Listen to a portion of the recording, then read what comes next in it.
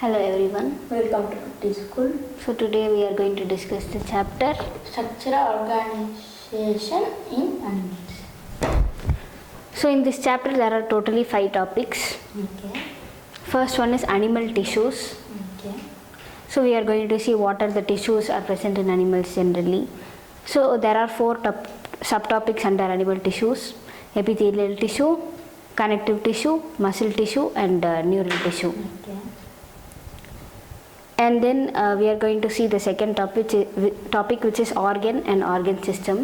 So we are going to discuss how the organ is composed to perform organ system and what are the functions it is doing. And the third topic we are going to discuss about earthworm. So in earthworm we are going to discuss morphology of earthworm. Morphology means how what is the structure of the earthworm. So we are going to discuss, and then anatomy. How So it is, inside what are present and what functions it is doing, we are going to discuss about earthworm.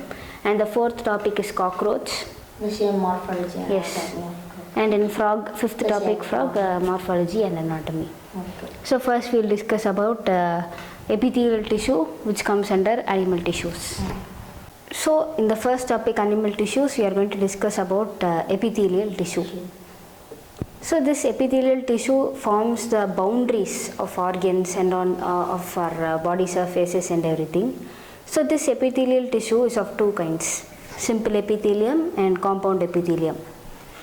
So under simple epithelium there are 3 types: squamous epithelium, cuboidal epithelium and columnar epithelium. So simple epithelium is made up of a single layer of cells. They are only single layer. Okay. Compound epithelium is made up of many layer of cells. So in simple, only single layer of cells. So now we are going to see how squamous epithelium, what is the structure of squamous epithelium. Okay. So this squamous epithelium is also single layer and it is flattened cells with irregular boundaries. So their boundaries will be like this. Whose boundaries? Squamous. So they have irregular boundaries with nuclei present. So it is only a single layer of cells. If you draw, this is just imagine a 3D structure. Okay.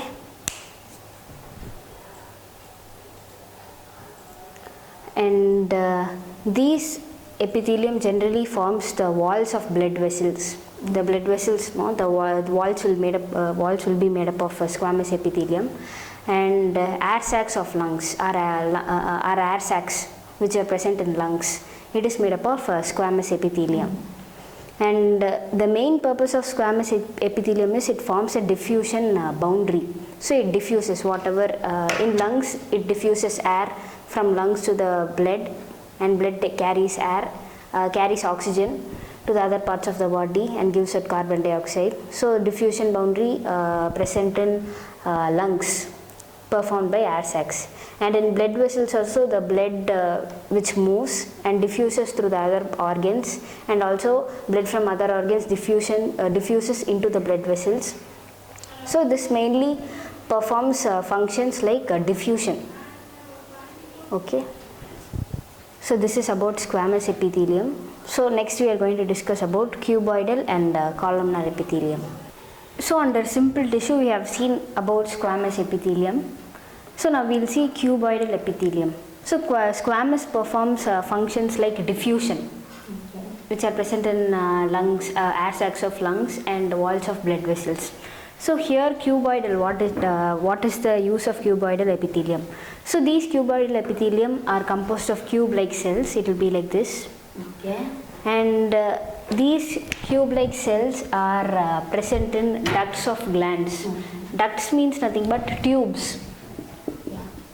Even in a human, we have ducts in the liver. Yes. So liver is also a gland. Yeah. So these glands, the ducts of these glands are made up of cuboidal epithelium and tubular parts of nephron. So nephron have a proximal convoluted tubule, and distal convoluted tubule and many tubules nephron has. Nephron is present in kidneys. It is a functional unit of small, it will be so small. More than, it will be in more than million, yes. So these tubular parts are composed of cuboidal epithelium cells. And the function of these cuboidal epithelium is secretion and absorption. It will secrete something and it will absorb. Okay. So it is in nephron there is proximal convoluted tubule. So it is made up of cuboidal epithelium. So there the microvilli will be present like this. Villi will be present in only in PCT. Okay. Okay. In microvilli. With the microvilli. Like in intestine, it will be present in PCT also. PCT with in cuboidal epithelium. Okay. This epithelium when microvilli is present in PCT, proximal convoluted tubule. With cuboidal epithelium. It's so smaller than yes. the intestines villi. Microvilli, yes. Okay. So next we will see about columnar epithelium. So so before we saw about squamous epithelium and cuboidal epithelium, now we are going to see about columnar epithelium. So this columnar epithelium is composed of tall and slender cells like this. So these cells will be tall. The nuclear will be yes, at the base of these cells the nuclear will be there, and the free surface of these cells. The surface, free surface. No, this is attached surface and this is free surface. Okay. So it will have a microvilli. Okay, like it is present in stomach and intestine. So in stomach and intestine, the columnar cells will be present with microvilli. Okay, and this epithelium performs functions like secretion and absorption, as we saw in cuboidal epithelium. So this epithelium performs functions like secretion and absorption, as we saw in cuboidal epithelium. And so this is about columnar epithelium. So in simple epithelium, when cuboidal and columnar epithelium bear cilia, only cuboidal and columnar, yes, only cuboidal and columnar, not squamous. Okay, so these epithelium, when it bears cilia, it is known as ciliated epithelium, as it is present in bronchioles. So bronchioles are nothing but in lungs. In lungs, small air sacs. Yes, so that are known as bronchioles. It is composed by ciliated epithelium, and ciliated epithelium just performs like movement of substances, and fallopian tubes which are present in lower abdomen in females. So that is composed by ciliated epithelium, which can either be cuboidal ciliated epithelium or it also can be columnar ciliated epithelium. Okay.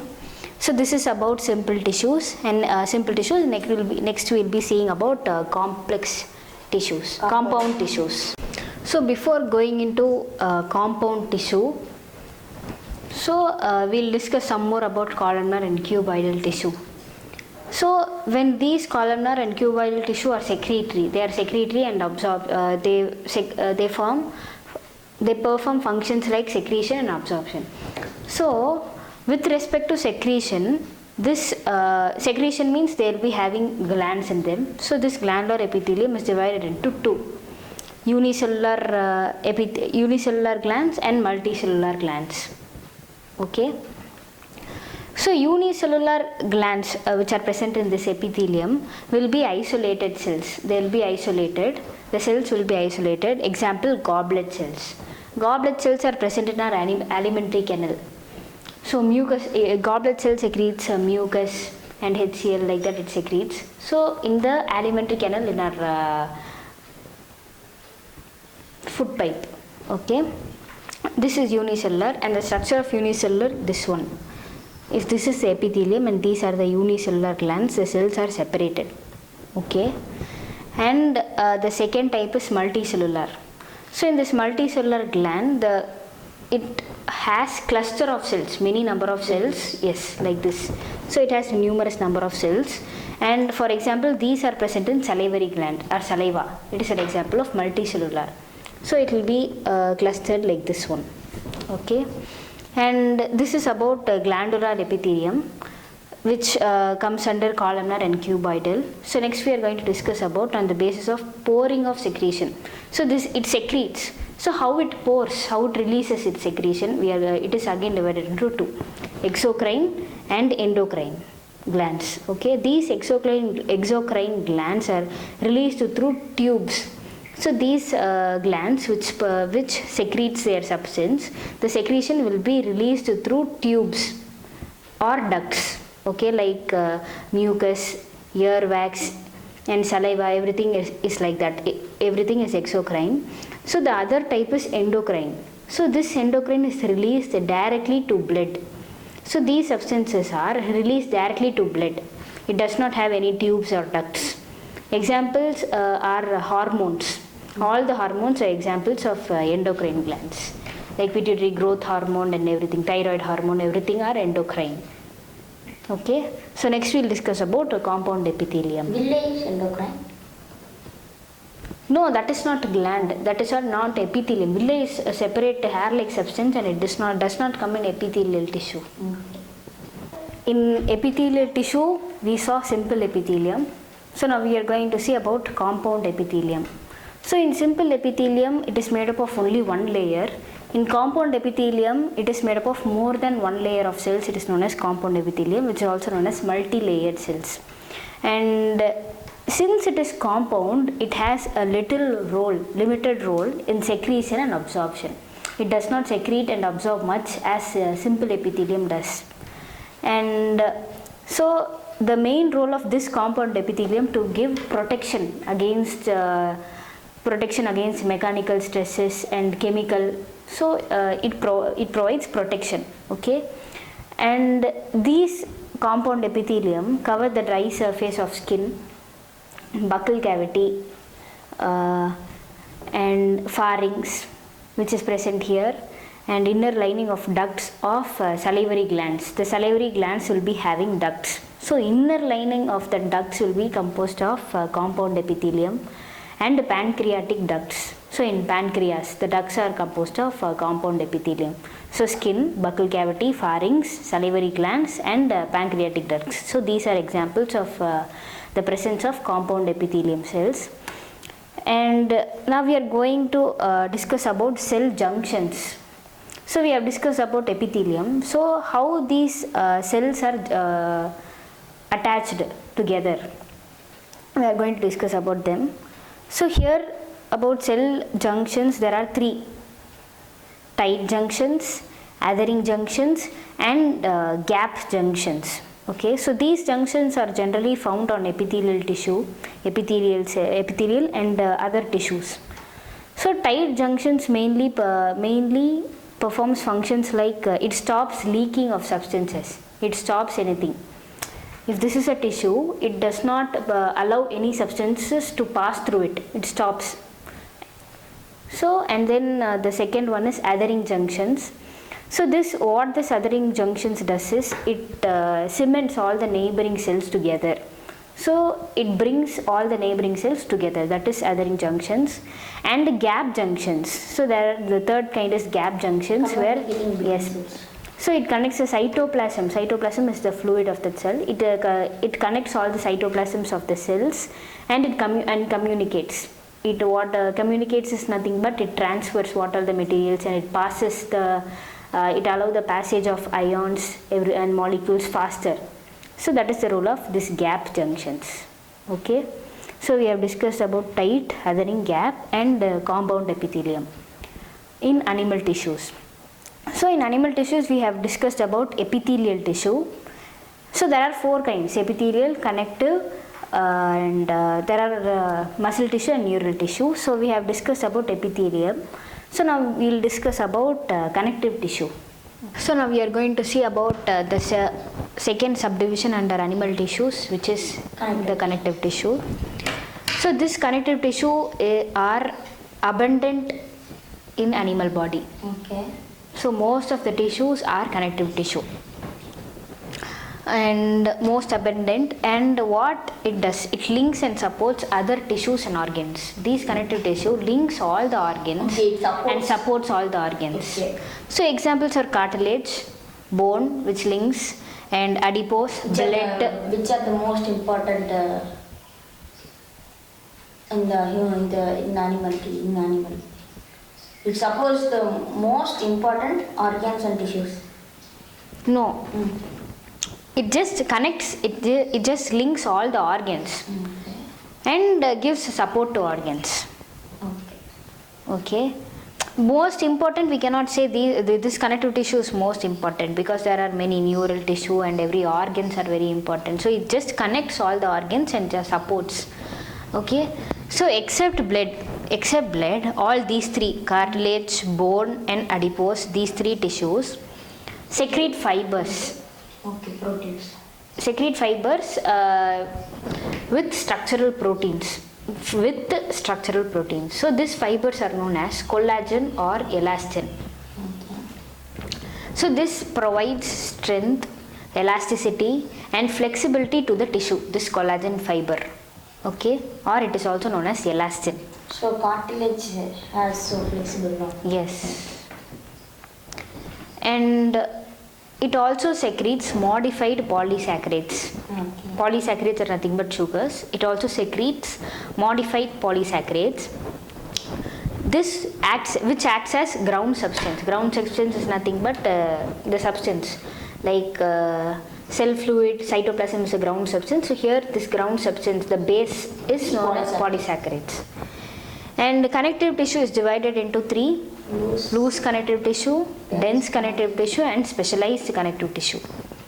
So now we will discuss these three separately. As we saw in connective tissue, there are three subtopics, which is loose connective tissue, dense connective tissue and specialized connective tissue. So first we are going to discuss about the loose connective tissue. So this loose connective tissue, so here fibers, we have discussed that fibers which produce polysaccharides. So these fibers are loosely arranged in ground substance, that polysaccharides. It is loosely arranged. And for example, we are going to see two tissues here in loose connective tissue. So it is going to loosely arrange. So two tissues are areolar tissue and adipose tissue. So this areolar tissue is beneath skin, it is under the skin, and this areolar tissue is the support framework for epithelium. It supports the epithelium. Okay, so how it supports for the structure of the epithelium. So this areolar tissue contains three cells, which is fibroblasts, macrophages and mast cells. So here this fibroblasts, these cells, they produce and secrete fibers. Okay, this fibroblasts produce and secrete fibers. So fibroblasts, macrophages and mast cells. So what is the role of macrophages and mast cells? So macrophages, which will kill the incoming organisms, and mast cells will be discussing them later. Okay, it comes under. So macrophages comes under immune system. Yes. Okay. So fibroblasts, macrophages and mast cells, these fibroblasts secrete and produce fibers. Okay. Secrete and produce fibers. Produce fibers. Okay. So this is a kind of tissue, areolar tissue, and next we are going to see about adipose tissue. Adipose tissue. Okay. So this adipose tissue is present mainly beneath the skin. So first skin. So mainly the adipose tissue, if it is present, it will be present after the skin, and after that areolar tissue will be present. Okay. So mainly beneath the skin, this adipose tissue will be present, and fats. Yeah, its role is to store fats and some excessive nutrients which are not transformed. They'll be converted into fats and they'll be stored under the skin. So the fats have no use. No, fats have use. When we do not have energy, we'll get energy from fats. Okay. So these store fats, adipose tissue store fats, and this is about. Plays a main role under skin section. Yes. Okay. So we are going to see the structures of areolar tissue and adipose tissue. So this one is areolar tissue. So this is macrophage.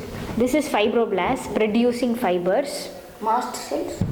Mast cells are here, and this is red blood cells, and back of this many vessels and many will be there. Okay. This is areolar tissue, and this is adipose tissue. So here the fat is stored, This is the nucleus of them, and this is plasma membrane, which is the membrane of this fat storage. Okay. So this is about loose connective tissue. So next we are going to see about dense connective tissue. Okay. So under connective tissue we saw loose connective tissue. Okay. Now we are going to discuss about dense connective tissue. Dense connective tissue. Yes. So here in dense connective tissue, the fibers and fibroblasts are compactly packed. In loose connective tissue, these are loosely arranged, but here it is compactly packed together. Okay, all together. Yes. Okay. So based on variation, it is divided into two types. First, dense regular connective tissue and dense irregular connective tissue. So we are going to dense regular connective tissue. Here fibers are arranged in rows in a regular manner. Rows parallelly it is arranged. So examples of this tissue are in a neat order. Yes. Okay. So examples are tendons. So these tendons attach skeletal muscles to bones. The skeletal muscles to bones, skeletal bones. This is tendons, and ligaments attach one bone to the other bone. It attaches one bone to other bone. So tendons and the ligaments are examples of dense regular connective tissue. And in dense irregular connective tissue, they are scattered. Yes, not they are scattered. They are compactly packed, but they are oriented in a different manner. They are not oriented in a row wise or yes. in a order. Okay. They are oriented differently. All the fibers are oriented differently, and this tissue is present in skin, dense irregular connective tissue. So this tissue is present in skin. Okay. So next we will discuss about specialized connective tissue, the third topic under connective tissue. Okay. In connective tissue we are going to discuss about specialized connective tissue after dense connective tissue. So this specialized connective tissue is of three types: cartilage, bones and blood. These three are specialized connective tissue. Okay, so first we are going to discuss about cartilage. Okay. So this cartilage is solid and pliable material and resists compression.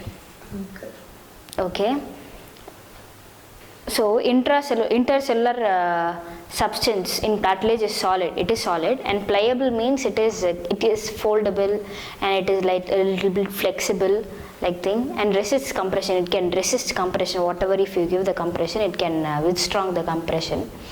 And the cells of this cartilage are known as chondrocytes. Okay. So these chondrocytes are enclosed in a small cavities. Small cavities. Okay. Yes. Okay. Like this. Yes. These cartilages in vertebrates. Vertebrates means like we mammals and reptiles and everything. So these cartilages in vertebrates, invertebrate embryos. So in vertebrate you just write embryos. Right. Near vertebrates. Embryo.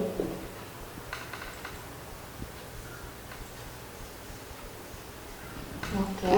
In vertebrates embryo, it is replaced by bones in adults. In embryo it will be many cartilages. There will be many cartilages, and it will be replaced by bones in adults.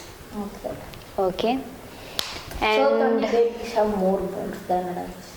yes, the bones will get it when the cartilage becomes bones, and the bones totally joins, and it becomes less bones when we become into. Fuses. The bones Yes. fuses. Okay. So these cartilages are present at the tip of our nose here, and outer ear joints Here. between adjacent bones in vertebral column. So vertebral column between adjacent bones, and even between the limbs of hands and thighs and everything, limbs and hands in adults and everything. And the structure of the cartilage is there, where this chondrocyte is enclosed in a cavity, and the outer surrounding cells are known as collagen fibers. Okay, so this is the structure of cartilage. So next we discuss about bones. Okay.